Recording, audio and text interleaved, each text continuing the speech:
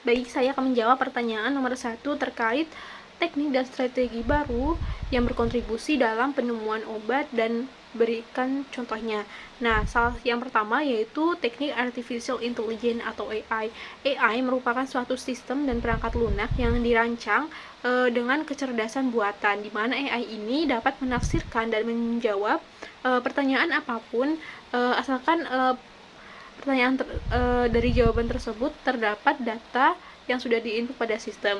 AI ini dapat mengenali senyawa kimia yang sudah diuji secara massal terhadap target biologis, kemudian mengetahui senyawa induk yang digunakan sebagai pangkal modifikasi, kemudian dia dapat memberikan validasi terkait target obat yang lebih cepat, kemudian mengetahui sisi aktif protein yang sudah dikenali, kemudian dapat mengoptimalisasi desain struktur obat, mengetahui interaksi target obat, dan prediksi toksisitas akibat obat. Nah, salah satu kemampuan AI yaitu memprediksi interaksi antara obat dan target. Ini digunakan untuk membantu dalam penggunaan kembali obat-obat yang sudah ada untuk penyakit yang lainnya. Ini dapat mempercepat penemuan obat-obat baru dan dapat menghemat biaya.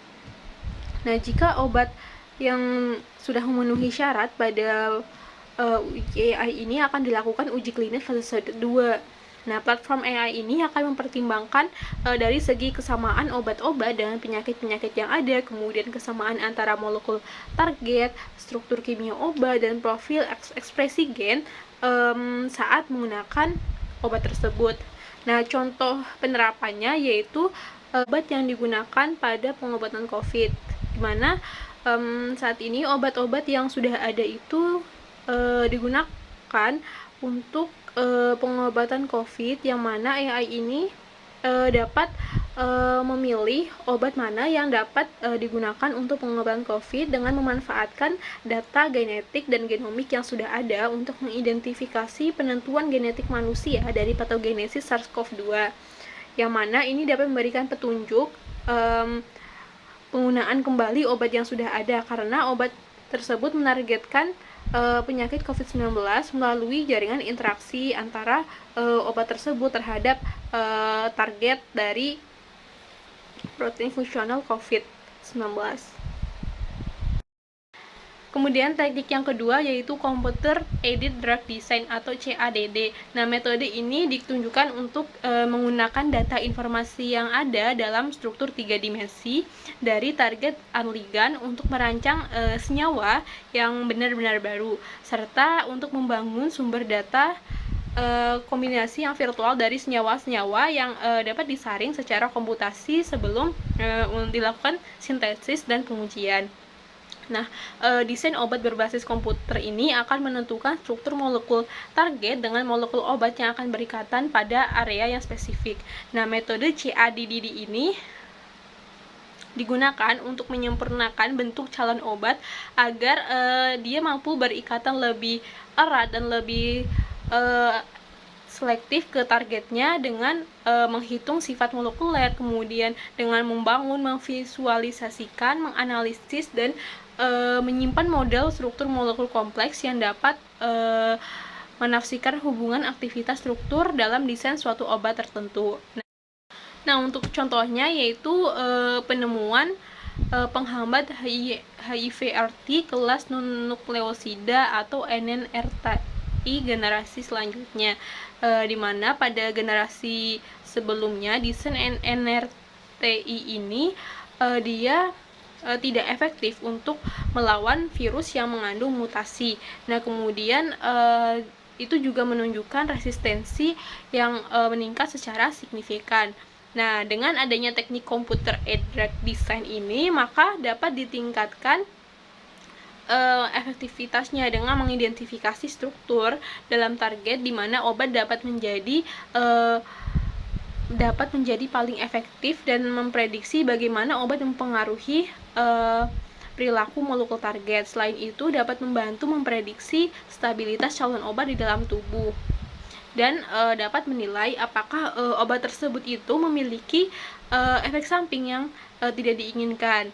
Nah, dari hasil Computer Aided Drug Design ini diperoleh desain NNRT baru dengan aktivitas pikomolar dan nanomolar yang rendah terhadap HIV-1 dan menunjukkan kelarutan yang jauh lebih baik dan sitotoksitas yang lebih rendah daripada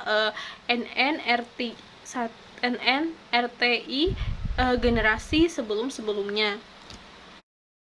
Nah, untuk yang ketiga yaitu machine learning atau ML. Nah, pendekatan berbasis machine learning ini merupakan seperangkat alat yang dapat meningkatkan penemuan dan pengambilan keputusan berdasarkan data yang berkualitas tinggi. ML ini menggunakan suatu algoritma untuk mengurai data, kemudian mempelajari data-datanya, dan kemudian membuat penentuan atau prediksi dari kumpulan data-data yang ada. Jadi, mesin ML ini akan dilatih untuk menggunakan sejumlah data-data yang ada, kemudian dilakukan algoritma untuk memberi kemampuan terhadap ML ini untuk mengambil keputusan. Nah, algoritma ini secara adaptif akan meningkatkan kinerjanya seiring dengan peningkatan kuantitas dan kualitas data yang tersedia untuk pembelajaran pada ML. Nah, oleh karena itu, kekuatan dari prediksi pendekatan berbasis ML ini bergantung dari ketersediaan banyaknya data berkualitas tinggi, di mana datanya tersebut harus akurat dan selengkap mungkin untuk memaksimalkan prediktabilitas dari mesin ML, sehingga data-data yang diinput pada alat ML ini merupakan data-data yang berkualitas.